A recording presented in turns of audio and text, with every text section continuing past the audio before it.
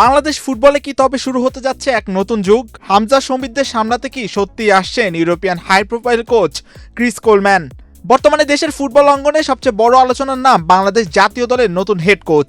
Cabrera চুক্তির আগে থেকেই এ নিয়ে চলছে বিস্তর আলোচনাও।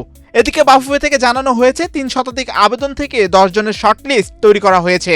গুঞ্জন আছে টপ 5 লিস্ট এখন চূড়ান্ত, আর সেই তালিকায় সবচেয়ে বেশি আলোচনায় সাবেক ওয়েলস কোচ ক্রিস কোলম্যান। এই সেই কোলম্যান যিনি ওয়েলসকে 58 বছর পর ইউরো চ্যাম্পিয়নশিপে নিয়ে গিয়েছিলেন, এমনকি ইউরো 2016-তে তুলেছিলেন সেমিফাইনাল পর্যন্ত। পদ্মা সেতু, মেট্রো রেল এবং এলিভেটেড এক্সপ্রেসওয়ে নির্মাণের গর্বিত অংশীদার বসুন্ধরা সিমেন্ট। গ্যারেথ বেলদের নিয়ে গড়া তার দল একসময় ফিফা র্যাঙ্কিংয়ে 8 নম্বরে উঠে এসেছিল।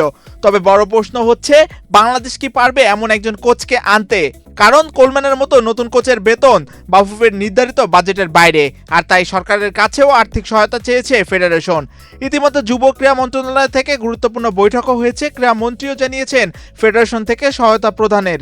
এদিকে কোচের নীতিগতভাবে সিদ্ধান্ত প্রায় হয়ে গেছে, খুবই দ্রুতই ঘোষণা আসতে পারে নতুন কোচের নাম।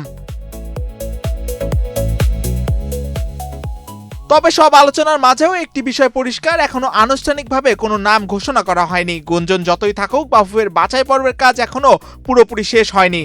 এর মাঝেই বাংলাদেশের ফুটবল নিয়ে বাড়ছে আন্তর্জাতিক আগ্রহ। লিথুনিয়া, গ্রেনাডা, ফিলিপাইন একাধিক দেশ চায় বাংলাদেশের বিপক্ষে প্রীতি ম্যাচ খেলতে। নারী দলকেও আমন্ত্রণ জানাচ্ছে বিভিন্ন দেশও। চলতি বছরের জুনে সান মেরিনোর বিপক্ষে ম্যাচ প্রায় নিশ্চিত বলে শোনা যাচ্ছে। তাই এখন সবচেয়ে গুরুত্বপূর্ণ সিদ্ধান্ত সঠিক কোচ নির্বাচন, কারণ এই কোচই ঠিক করবেন বাংলাদেশের খেলার ধরন, কৌশল আর ভবিষ্যতের পথ চলা। মাহিউজ্জামান, বাংলাদেশ প্রতিদিন।